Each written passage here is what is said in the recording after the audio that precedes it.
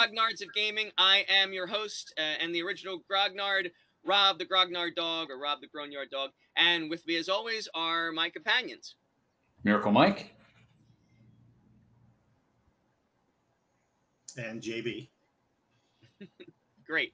So, the last episode that we did together with Paul, we had discussed that today we would talk about round robin GMing. Paul is more of a player. He doesn't do a whole lot of GMing, and he's never actually participated in a round robin GM session or campaign. So he decided he wasn't going to have much to add to today's discussion. So we three GMs we'll talk about it. And so first of all, let's define what round robin GMing is. So the term round robin, it comes from the Royal British Navy in the late 1600s, early 1700s. What they would do is if sailors had a petition of grievance that they wanted to sort of send up the flagpole, the sailors would sign their names in a circle so that it would be one would be unable to determine who signed the petition first. So that nautical term or contractual term or whatever you want to call it, that was taken by the gaming community, and we use it to refer to when we take turns GMing in a campaign, and you sort of do it in a circular fashion. So uh, John and I can definitely talk about this from experience because John and I ran a round robin campaign that actually started with Jonathan and uh, Alan Smithy, Alan who Smithy. we mentioned in our last session. Right, the pseudonym from our last session and from our last episode. And that actually, I think, maybe gave us the idea to talk about round robin jamming today. And so, Mike, I don't know if, I mean, to an extent, you were in a round robin jamming campaign because when we were kids, and we got started with Beck Me and AD&D and Star Frontiers, and I don't really think that we conceived of it as round robin jamming. We all just kind of, except for Paul, we all just kind of took turns GMing. So you would GM, and then your cousin Kirby would GM, and then I would GM, and then Pat would GM, and I don't. And Paul, I think, GM'd one Star Frontiers game one time for us because we were giving him a hard time that he never GM'd. But I don't know. Yeah. Yeah, I don't know that was round robin GMing, and the reason I say that is because you would maybe run a module or something that you had created, a story that you had created, and it would go from here, and you would have an arc, and it would go to there, and it would end, and then we'd say, all right, who else now who wants to run? And Pat would go, I just bought keep, I have Keep on the Borderlands. Let me run that. And then he would run that, and then we, either we'd go all the way to the end, or we do it to a certain stopping point, and we would always use the same characters. But the reason I don't think that was, I don't think of that as round robin GMing is because when Jonathan and I did it, or when Jonathan and Alan Smithy did it, and then I picked up Alan Smithy's part in it when he left the group. We would actually we actually had a set one session of GMing. We would end it on a cliffhanger, and often we would try to challenge the other GM, like, let's see how you get the party out of this kind of cliffhanger. And that was really something, and I can't take credit for that because I was a player in that game when, really this was Jonathan and Alan Smithy's game child, a brainchild. They came up with that idea, or at least I had never seen it before they did it together, for our 1930s two-fisted pulp flagship game. And then when Alan left the group, I stepped up. I said, I'll do it. And I was interested because I'd never seen that before. It seemed really intriguing and fun, not just for the players, but for the GMs. It seemed like a really fun twist to the game for the GMs. So before Jonathan and I really talk about it, Mike, I'd love to hear, do you have any experience with that sort of version of round robin GMing?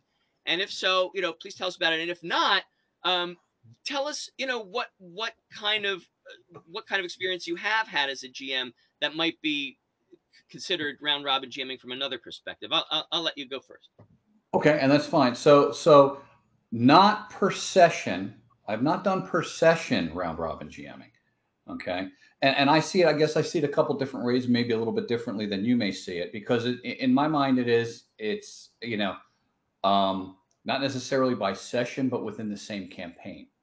So, in other words, same world, same storyline, same campaign, same goals, and you rotate out GMs at different points, perhaps to take over different portions of the story. Now, extending that, and it's something we've talked about before, which is also kind of a round. My initial, I guess, foray into pseudo round robin GMing was in Mush, the computerized multi-user shared hallucination or shared experience, or however you want to talk about it. Because what would happen is you would have a whole bunch of people that were players, but those players also acted as staff and GM, all in the same world, all in the same storyline. So you might take a set of characters through an adventure in the same storyline, okay, and not have your character in the storyline. And depending on how far you go with that storyline, then somebody else may pick up and take over within the same campaign. So that's the kind of round robin jamming I've done. Now, another one which is recently, which is outside of this group, because I've told Rob before. I don't know if I've told JB. There are a couple groups that I play with online outside of our group, of our groups that we do. And it's a very odd experience because it's not exactly round robin GMing, but I've seen it somewhat prevalent, and I don't know how much you guys have seen it, where there are two GMs for a story. And sometimes one steps out and one steps in, and I've had some experience in that particular aspect of it. But session to session, not as much. So that's where my experience lies. Now, you and I, Robert, we've told stories in the same Star Wars universe, but not necessarily session to session. In the same, essentially the same world. Um, but but other than that, no, that's where my round robin type experience comes from. Okay, so you raise an interesting a couple of points. So let's talk about some of those things a little bit. So the mush, the which is uh, back in the '90s, these were pretty popular. They sort of fell away. This was still back in the day when everything was DOS, and they were basically Text. yeah, DOS text. They were live action, or not live action, but real time texting. Uh, Platforms, and they integrated dice rollers and stuff like that. And mostly it was World of Darkness. I noticed had sort of cornered the market on mushes and those sorts of things. And so you would play vampire or werewolf or one of those types of characters, and in this universe, and you would be playing with people from all over the globe, so that someone in Scotland would be playing, and and so forth. And there really wasn't, as far as I could tell, a GM. Like, everybody sort of shared storytelling duties. There was a staff, and they kind of conspired behind the scenes to make stories happen, and things like that. It was a strange model, and some of the so to call that round robin GMing, I guess it is, in a sense, that you've got a group of people, and they're sort of they've divided up the responsibilities of making a story happen. Uh, I, uh, uh, I never was a staff on a mush. I had hoped to be at one time, but it just never happened. They were very selective, whoever the staff were. So I can't really say, but I did take it upon myself as a player on a mush to run a story, almost using a traditional GM model. And I didn't get very far, because when the staff found out about that, they shut it down. And Oh my God. so Yeah, that was a some of them were pretty. Some of them were pretty. Yeah, some were yeah, pretty pretty yeah, harsh on yeah. you. So yeah, but I guess Yeah, that's pretty yeah. harsh. Well, what was your experience with mushing and GMing? Did you get a chance, Mike, to be on the staff when you were on those mushes? I was on staff of a couple back in the day, but it really depended. Like I said, it depended on the staff. Some of the staff were very, close to the chest with the story, and they didn't want players running stories or things like that. Some of them had paths of, I want to, you go to the staff and say, I want to run this story for these players, and some of them would be open to let you doing that and essentially making you temporary staff, or you ran a scene, or something along those lines. It really depended on the staff, but a lot of the times when the staff came together, depending on the size and the makeup of the staff, some of them were very, I guess, protective of their story or their world. So Yeah. they were very challenged to, um, let the their view was the characters should build the world through their role play, not through writing the stories. It was the staff's responsibility to write the stories. It really depended on which one you were on. I was on dozens at different times, during that time. There's still one or two that go, believe it or not, that I've popped in on now and again, but it is certainly nowhere near as prolific as it once was. So, Yeah, and I understand that. I mean, if you've got everybody running their own stories, it could get chaotic, and then it's very difficult for the staff to manage the mush or the mud. So I understand. I didn't hold it against them. And in a sense, I knew that I had been going rogue with my GMing on the mush, and I kind of wanted to see how far I could get, and it yeah, wasn't far.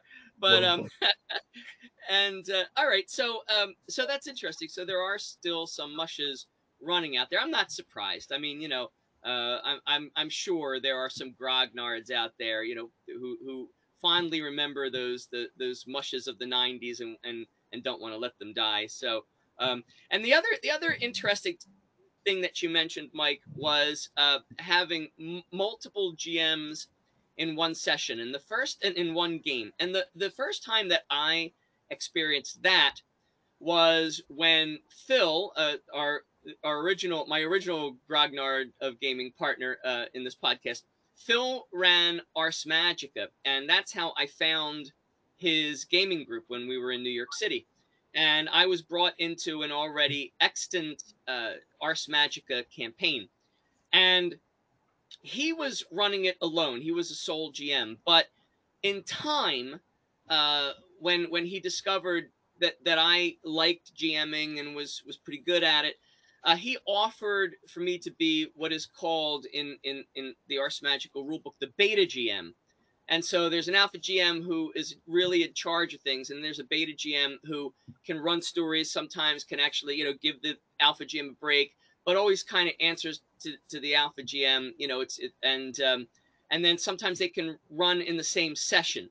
So if there's a big group, you could split it up, and the beta GM can assist and do stuff like that. The beta GM can also play GMPCs, which are like glorified NPCs, like more developed NPCs, and stuff like that. Really, a beta GM can do almost anything. It's just that, I guess there's a certain level of um, arbitrariness as to what separates the alpha from the beta GM.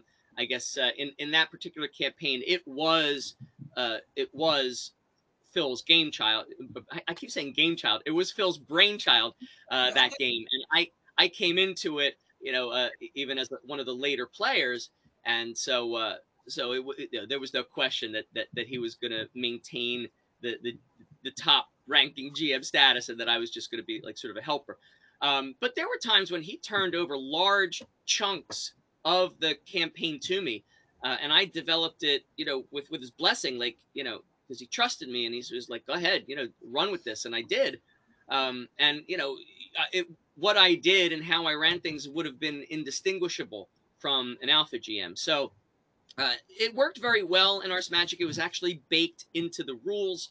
I haven't really seen any other role playing game that has baked into the rules an alpha and a beta GM, at least in those terms. I mean, every role playing game encourages everyone involved to take turns, um, and that's sort of why I It's don't more think baked of. into that, though. Ars Magica really has that sandbox flavor of everybody contributing to the story.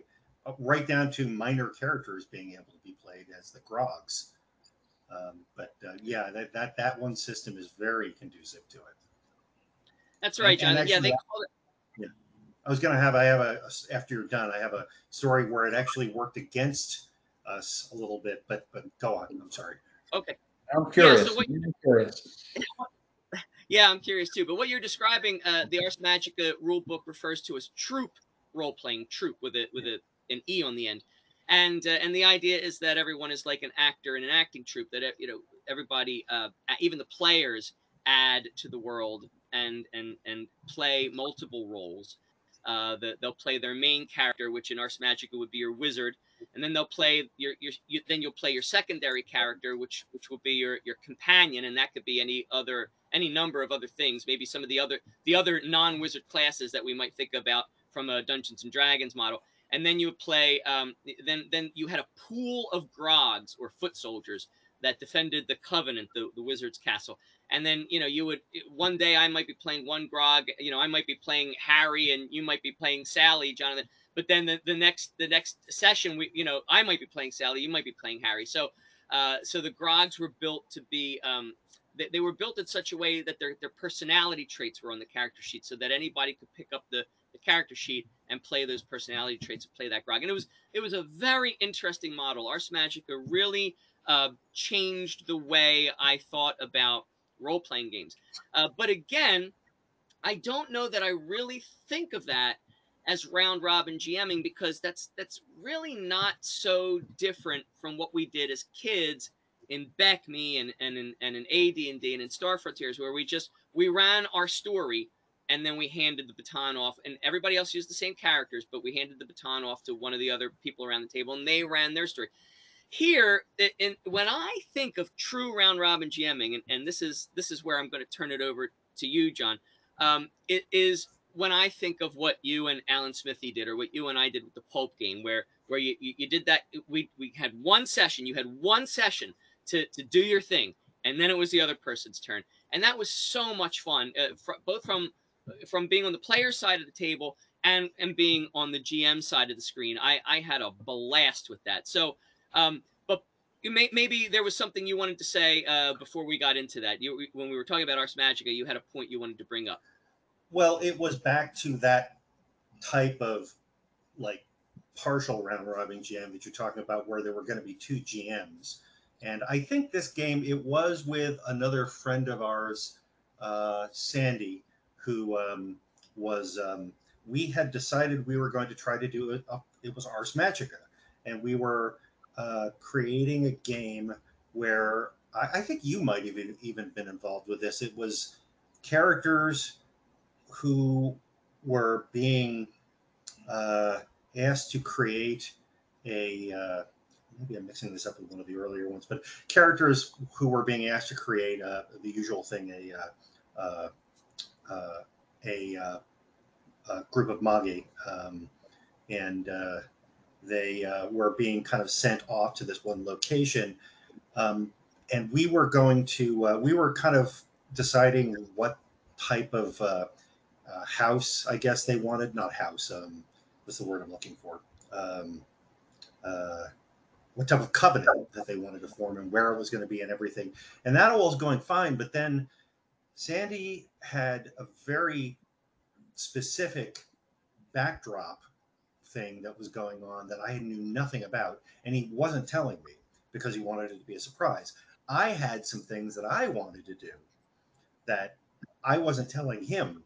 So neither of us knew where the other one wanted to go with it, and it didn't work because it was like it wasn't like, here now see what you can do with it. It was, here now you go on what you wanted to do, but don't touch, don't do anything that'll affect what I wanted to do. But there was no way for us to know what was going to affect it and what was not going to affect it. It ended up like stalling because of the fact that we weren't really communicating about what we wanted to do and what our overall backstory, the kind of overarching story that you see on TV now more often, rather than like the monster of the week type of thing. Um, so yeah, it just didn't work, and it was too bad because he later told me what was going on, and there was this whole thing with a Fae and a war going on with a Fae, and it was really kind of interesting, but I had no way of knowing, so we really weren't working together as GMs. It was more like in opposition. Now, um, going back to the the game that we're talking about, the 1930s pulp game, that was in fact, yeah, true round robin gaming where one GM did something for one session. And it was also sessions that now it would be a little more difficult to do it in one session now because we have shorter sessions being online. But we would go for a whole day, like 5 or 6 hours sometimes, and do GMing, even take a lunch break. And that was you could get most of a story, and then stop it, and we would come to what you called a cliffhanger. And I want to back up that actually comes out of old 1930s and 40s serials, where a story, just like a 12-part story of like Buster Crabbe doing Flash Gordon, or the same guy doing Buck Rogers, or Gangbusters, or whatever. They would get to a point where the characters or main characters would be in mortal peril, and it would look like they were going to die. And then in the very next episode, they would figure out a way that they didn't die. And that's what we were doing, which was you would really put them in some type of situation where the truck's going off the cliff. How do they get out of this? And then you know the next GM would have carte blanche as long as it made sense with the facts that are already laid down. It would be fine. You could go on and then lead it in some other direction. There was one of the few times with you and I when we were doing it after Alan had left the group. I had actually broken the rule and stolen the game for about, I think it was about 5 or 6 sessions, where I did like Yeah. a Gordon, Buck Rogers kind of thing where they went off into space. And then Yes. when they came back, there was a point where I landed them like in Africa or something, where they crash landed, and your character opens up uh, the the uh, the hatch of the spaceship that they land in, and I say now, and you get met with this huge, ferocious lizard-looking face that roars at you as it lunges towards you, and then I was thinking dinosaurs, that we were just going to do dinosaurs, and then you took it into some other direction where it was Nazi like lizard creatures that they had invented, and and there was some type of like African like lab that they were in, that they were like inventing these things in. So it was a completely different direction that we went in, which was a lot of fun. I didn't know what direction you were going to go in. So sometimes it sort of went in the same direction, but sometimes you went in a completely different Right. direction, and it was so much fun to think, oh, what's he going to do with this? And it was fun when you ended it, and I was like, what the heck am I going to do with this? And I had like a week or 2 weeks to figure out how I wanted to take the game after that, and it was just a joy to like figure out where everything was going to go, and um, there was a lot more creativity that you had to put into being a GM.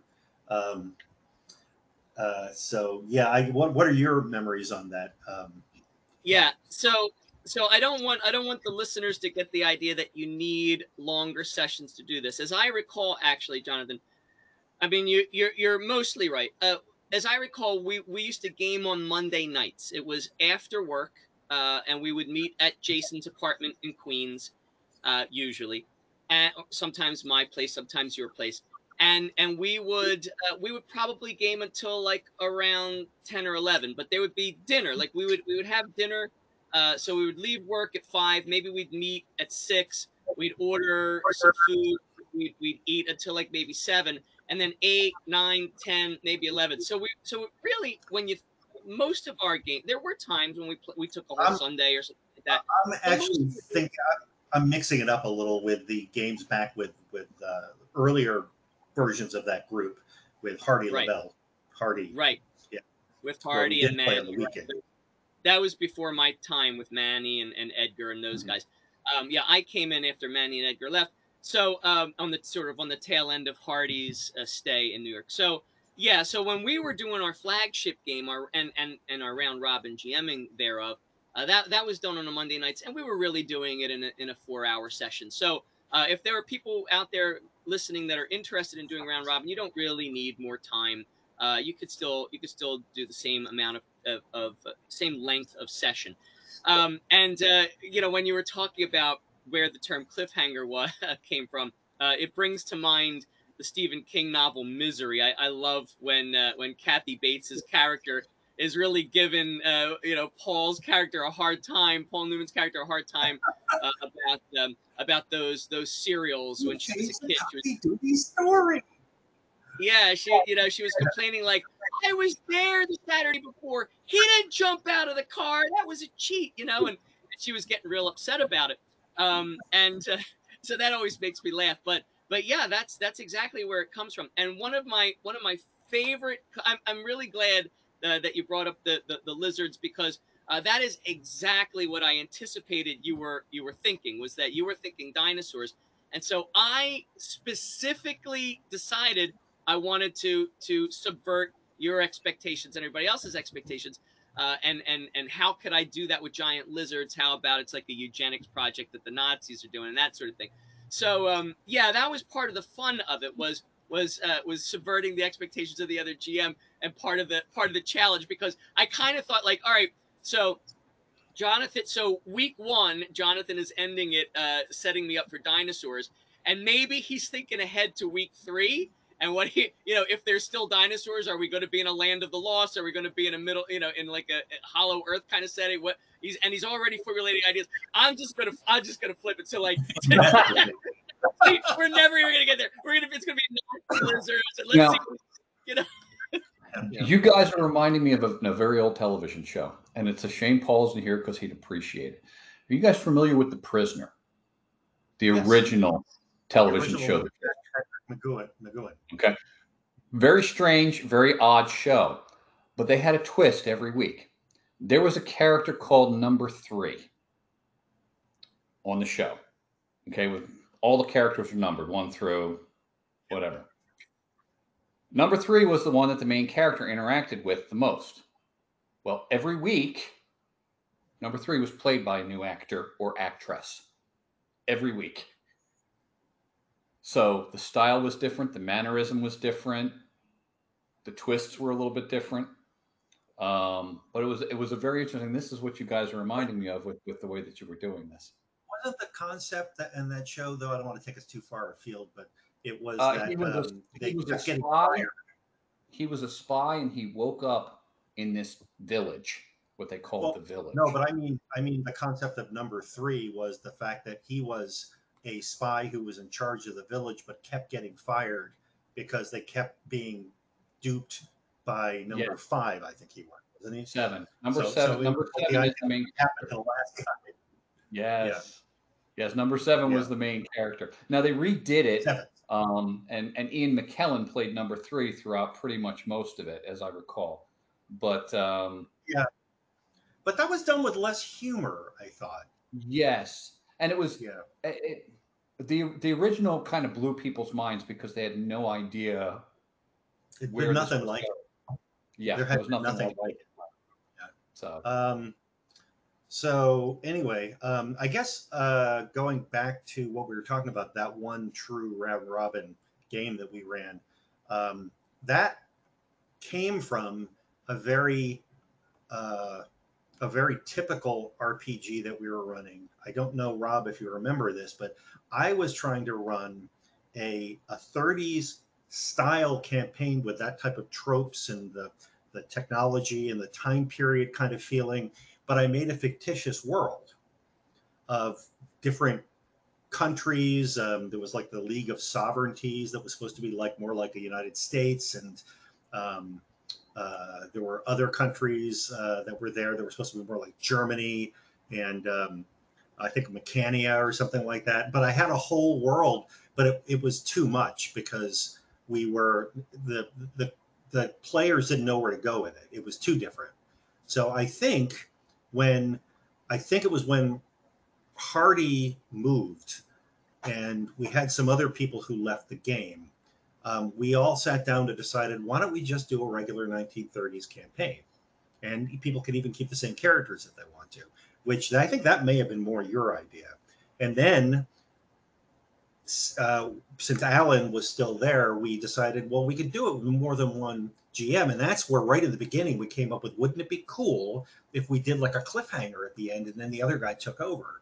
And that was so fun. Now with Alan, and maybe, I mean, there was a lot of fun running with him because he really had some very cool ideas, and he had a good hand in a lot of Sax Rohmer. I don't know if you remember this. He often referred to like a lot of Sax Rohmer um, uh, stories of. I think he had one major villain who was basically supposed to be Fu Manchu. I remember if he called him Fu Manchu or not, but I think he did. And so he had a lot of insight into 1930s kind of noir and pulp sort of stories. I always thought that though between the two of us, it started taking on a little bit more of an adversarial, like, why did he do that? Now I have to drag it back in this direction. And that wasn't as fun, I think, as when we started doing it. And it was more like, oh yeah, like playing with in the sandbox with each other as GM. So it was like a GM sandbox where you guys could really, you could just take it in any direction you wanted to. But it really started out like that. And you ran a couple of games, I think, while Alan was still in the group and just sort of just took one. over as the GM. Really, just Just one? Yeah, and it was, and I could tell you what it was, because you played a PC, and when it was your turn to GM, we would either contrive that the PC somehow got, and we would have to come up with a new contrivance each time, or it was somehow removed from the scene, or we would just say, yeah, he's there, but he's just sort of in the background. He doesn't have the player character injection this session, and then and Alan did the same thing. He had a PC, and it was the same sort of thing.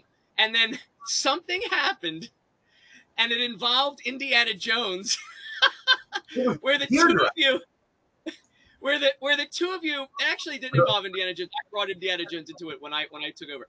It involved some story element where your PC and his PC came to loggerheads, and fisticuffs, and I forget which of you was GMing that day. It might have been you, but you guys were like, well, I don't think my character would do that. He would be like, he would put his fists up if you said that, and you were like, all right, and then we ended it. That was the cliffhanger where they're like this, and then we were all like, well, now what do we do, like and I said, I have an idea.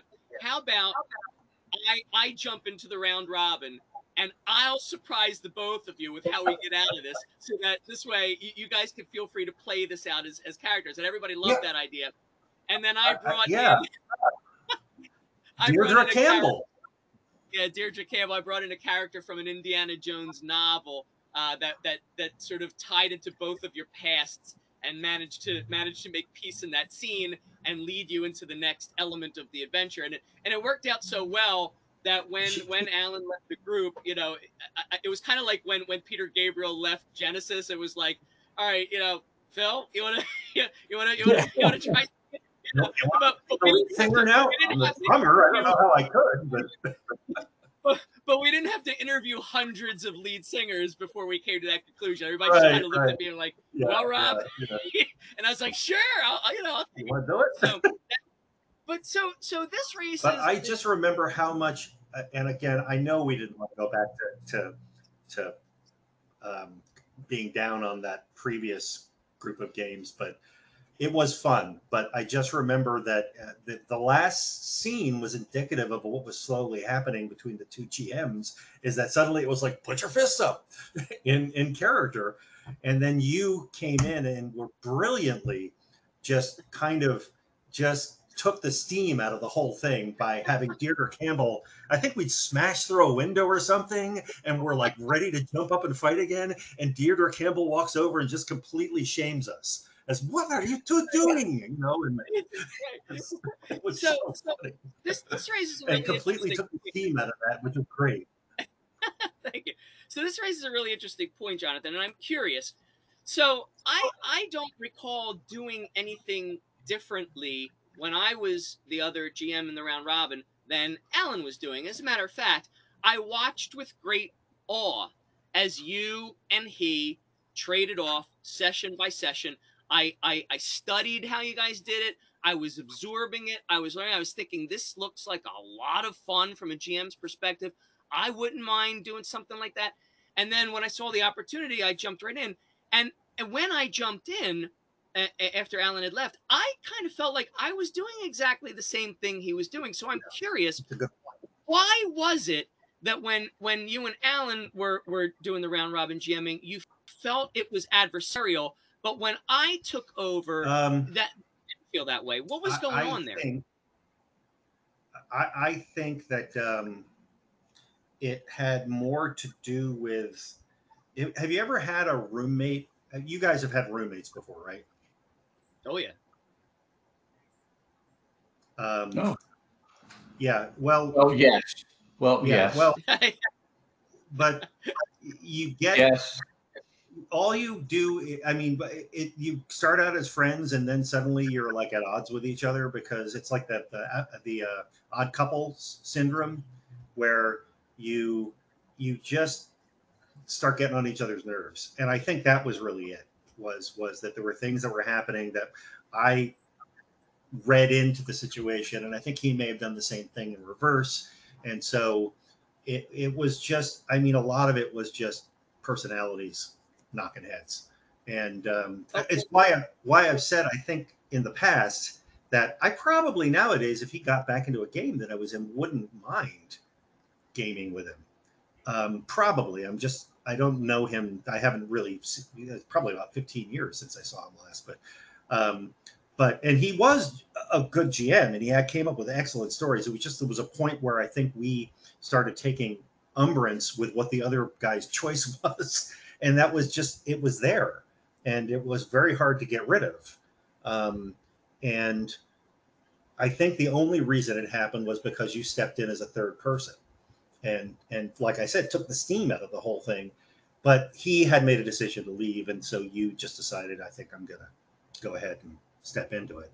So this is, I think there's a lesson in this, and so the lesson is this.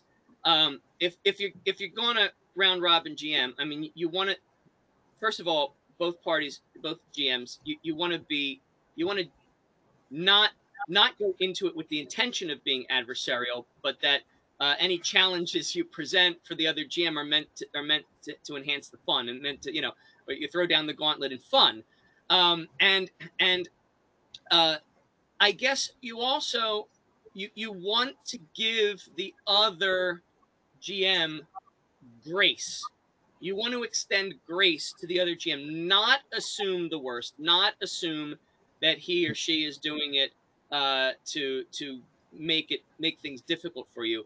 And so maybe because your and Alan's relationship might have been experiencing tension from other things, you might have that might have colored your perspective on what he was doing, because I was doing the exact same thing he was doing. I was just modeling his behavior, but you weren't feeling that same way about me because you trusted me, and maybe you weren't trusting that Alan was doing this in good faith, and so that I guess might be the lesson to take away, is if you're going to do round robin GMing, extend grace to the other GM, and both parties should do it in the spirit of good fun, not to make life difficult for the other. So I want to make sure that before I move on to the last topic, the last point here, I want to make sure that there isn't anything else either of you want to say on what we've discussed so far. No, no, no, no. Yeah, that's Okay. but just So again, all right, that's fine. So the the idea of last. trust. Yeah, that you were talking about. You were saying that the idea of trust between two people is important, but you have to kind of work at it a little bit. You can't just assume, you know, things like that. Sometimes you have to discuss it too between the two people. So, again, discussion. Sometimes communication Right. needs to be open between. Fair enough. Fair Um, enough. All right. So the last thing I think we might talk about is you know, folks who are listening to this, particularly new gamers or even old grognards who have never done a round robin GM uh, model. They might be daunted by the prospect, especially after hearing about the pitfalls that we just discussed. So, uh, what are your thoughts about that, Mike? Why don't you go first? Should people, is this really a daunting prospect to do a round robin jamming? Should people shy away from it? Is there cause to be reticent to do it? I don't know. Reticent is the right word. I mean, cautious is good. Cautious or careful is good. You gentlemen just talked about trust. Trust is going to be a big part of that because again, it's. So think about it this way: we talk about the separation between the GM and the player all the time. Okay, so if you're round robining, you're trusting somebody not just to. It's not just a one-way trust where two GMs trust one another, but it's also where the players are going to trust you to step behind that screen and not damage the experience because now you're seeing things on both sides of the screen. You're seeing it both from a player's view and the GM's view. So it's very important to keep that balance. So I say, cautious and careful, but not necessarily reticent, because I also think it's very good. Like I said, when I've utilized something similar, it is occasionally the forever GM needs to break and would like to be on the other side of the screen and experiencing you know some of the joys and pitfalls and fun that the players experience. And there are some people that love being the forever GM, but I don't think I've ever met anybody who hasn't enjoyed occasionally a break to go on the other side of the screen. So that's just where my thoughts are. Yeah, and definitely round robin GMing does give a GM the rare opportunity to have a player's eye view of his own game. So that's really interesting. I like that. All right, so Jonathan, your closing thoughts on the potential Um, future of this. yeah, building on what Mike has said, it's definitely it's a balancing act. But it's also a tool and it's an opportunity to step back and, as you said, see the player's point of view of what's going on, but also to relieve yourself a little of the pressure of running. And sometimes I remembered, for different reasons, GMing, the fun you get out of GMing is a little different from the fun you get out of playing. Um, they're similar, but there's a whole lot different set of pressures that you have with um, GMing. I seem to remember that the character I was playing back then was not a thinking character at all on purpose. That Max Galahad was just I'll go do anything for fun, and he was the two-fisted, not really thinking before he got into a situation, and that was great. But then when I stepped back into the GM's hat, I had to really, think about what was going on. So it was like a balancing act between the two. Um, and I think also someone was saying that it's Mike was saying the trust issue, but it's balancing that between the two GMs, but also the group with the two GMs and what they're doing, and not allowing a situation to destroy their work, degrade, I should say. It doesn't always have to be a destruction, but degrade um, uh, their fun with what's going on, the episode or the campaign even. It's a little like an emotional or a trust related three body problem. It's very difficult, but you can do it as long as I think I've said, as long as everybody's coming to the table with the same expectations of what they want, and that's very important with this. It shouldn't be a problem, as long as everyone's sort of discussed things in advance as to what they want. And it definitely, regardless of what I said about the game that I was playing in with Sandy, where it kind of, it locked up and kind of we came to heads with each other about what we weren't telling each other. Um, it it um, it can be that game especially lends itself to this because it's a sandbox and everybody can kind of get involved, but everybody kind of needs to get involved.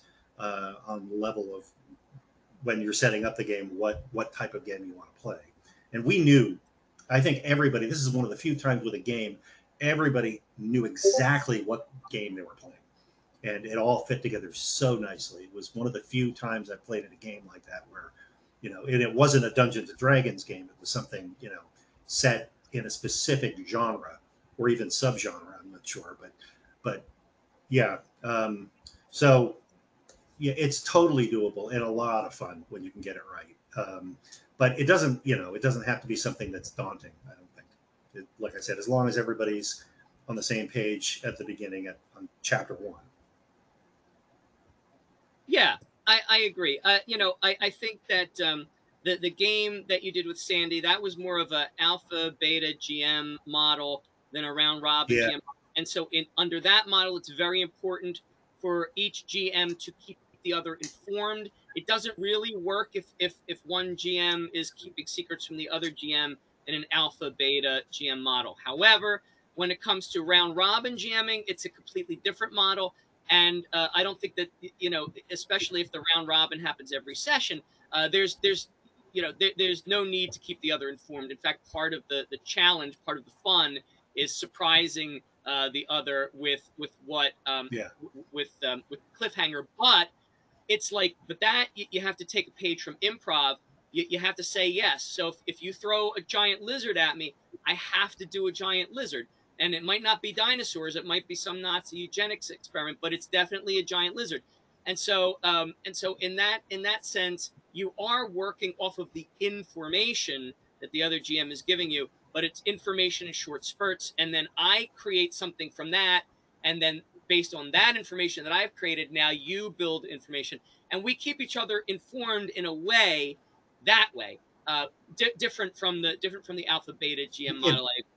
And also, I always assumed, and maybe I was reading too much into this, that your two-fisted pulp character in that flagship game where you and I round robined, that he was purposefully built to not be the thinking type, the type that sort of is swept absolutely. along the flow. He lends his two fists when you're on the player side of the screen, but when you're not on the player side of the screen, when you're on the GM side of the screen, we don't feel like the party is crippled without him. We might not be able to fight as well. We might not be able to have somebody jump the chasm because he was our acrobat, he was our daring do character, he was our two-fisted punch the guy character.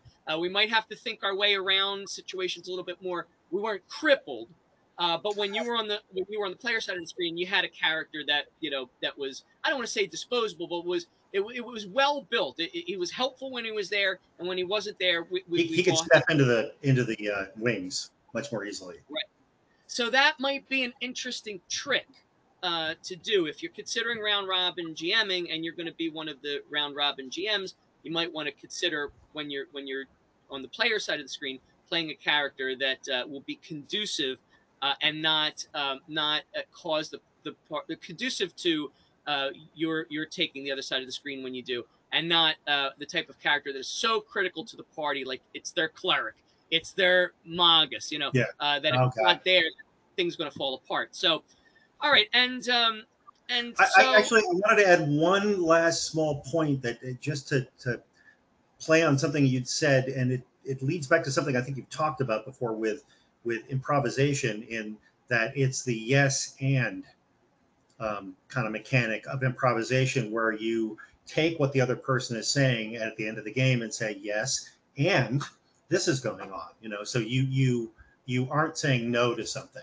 You're saying, okay, and maybe that's what I might have felt a little bit in the earlier parts of that campaign, where it was more like a no, I don't want to go in that direction. Let's do this. So maybe that's something to learn from it too, is that you take more of a yes and approach. And you it's know it's one. it's interesting. I'm sorry, Mike. Before you make your last point, I just want to say it is interesting that you say that, Jonathan, because now that you said that, I do actually remember when in those early days when you and Alan were the two round robin GMs. I do distinctly remember there would be times when you would end a session and Alan would kvetch. He'd be like, "Oh, well, that wasn't really what I had in mind," and he didn't like what you put. And so it he would rise to the occasion the next Monday. He would take what you had, and he'd throw a great adventure at us. But immediately after you ended your session, it was like he had this sort of, he was down about it, like, "Oh, I don't like that. I don't really know what I'm going to do with that. How am I going to do?" And he had this negative attitude, and Yeah, and it was kind of a downer. yeah, and I'm remembering that only now that you said that. And that was the thing I did not do. I remember when you ended a session, I was excited. And if I didn't know what I was going to do with that, I'd be like, "Oh, that is awesome, Jonathan. I don't know what I'm going to do with that, but give me a week." And it was, I But think it made me it's feel good at the end of a game that I'd given you something that made you kind of happy instead of going, "Oh God, all right, I'll guess I'll right. do it." So that there may be a lesson in that, and the lesson in that might be, it's the can-do attitude. If you're gonna be a Debbie Downer about what the other round robin GM is handing you, that can bring the experience down, and in fact it did, and it brought it down to the point where Alan left the group, and had I not stepped up, the round robin game would have fallen apart. So I guess but I guess that actually goes along with grace, with my the two rules for round robin GM: extend grace and act in good faith. And I think being down about it is really antithetical to both of those. Now, Mike, there was a point you wanted to make. I'm sorry. And I was going to say, you guys keep talking about improv, which reminds me, and it just clicked with me here because theater workshops I had done in the past. One of my favorite exercises, I don't know if either of you have ever been in a theater workshop or not, or a theater class or anything like that. There's an exercise called freeze and justify. Basically, what happens is two actors get up on the stage and they start acting out a scene. Anybody who is in the class can go freeze, and you step in and you pull one of the actors out and you step in, and you can take the scene continuous or you can take it in a completely different direction. But you have Cool. to, through acting, justify how you take it in that other direction. That's why it's called freeze and justify. So it's a very good exercise. It was one of my favorites in theater workshops. Um, but it's very it's very good. And the other thing, and just one more comment to what Rob was saying, which is what you were both saying, which is you get to the end and somebody leaves you with a challenge and you're down about it. But it's also, you also have to think about it from the other end. And I don't know if it happened this way on the other end, where you have to leave somebody with something workable. You can't leave them with the impossible. So that's two ways. That's the other side of that, where you have to have grace, is you have to leave somebody with something workable. Just a thought. Yeah, yeah. Although, That's a although good point. I have yet to see something unworkable. I mean, I throw something at me. Let's see if I can't work with it. I Yeah, mean, I just get it. for I know. fun, trying to figure it out. At least that was. We get you get attacked by space mimes with lasers and Space Mimes. what space mine? You just reminded me of a meme. You've just walked into a minefield. So yeah, okay. I gotta work Space Mimes into our Oh next no, sci-fi. no, no, no, no, no. Uh-oh. Oh boy. I can What did deal I with not. do? I already have an idea. See. Anyway, All right.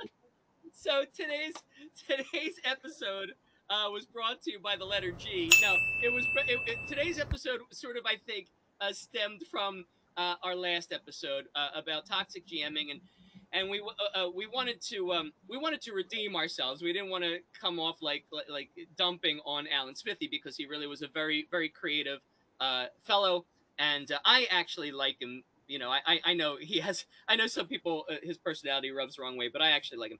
And so this I sort of thought of because he was integrally involved in in um, in the round robin GMing of the pulp game. So this topic came to my mind when we were doing that episode. But when I was doing post production on the last episode to before I posted it to YouTube.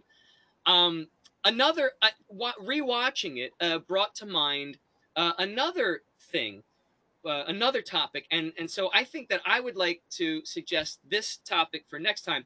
And what it was we were talking when we were talking about toxic jamming, and we were talking about the game that Alan had run, where it was a street level uh, game, but it was dark. And I was talking to Mike separately about tone. I talk about tone a lot, and it occurs to me that maybe that is worth talking about. Like, what do I mean by tone? And then I said to Mike, I'm not so sure that we could get a whole episode out of tone. Maybe we could. And Mike said, well, tone is something that could lend itself to like a subtopic in another topic that we do. And he had suggested a topic where we might talk about tone, and I think we will get to that eventually, Mike, and we can revisit tone when we do that one.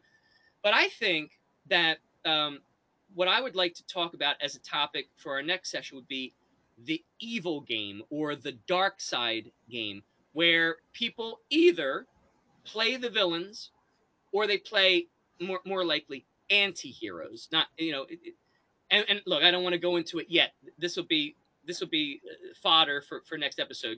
Is it even possible to play villains? I think what we really end up playing is anti-heroes, or just playing a game that in tone is very dark, but the characters could be anti-heroes, or even traditional hero archetypes. So, what do you think about that? The evil game or the dark side game? Is that something you think you Yeah, guys would be Yeah, willing to look at? absolutely, 100%. it's something that I've had problems in the past actually trying to run, and Save it for I'd next really be episode. interested in hearing other We'll people's talk all about it. views. Yeah, yeah. We'll talk about it next episode, because No, no, no, I don't want to jump the gun. it is rife. It is rife with problems, but it's also, if it's done properly, and we'll talk about that. It can be worthwhile.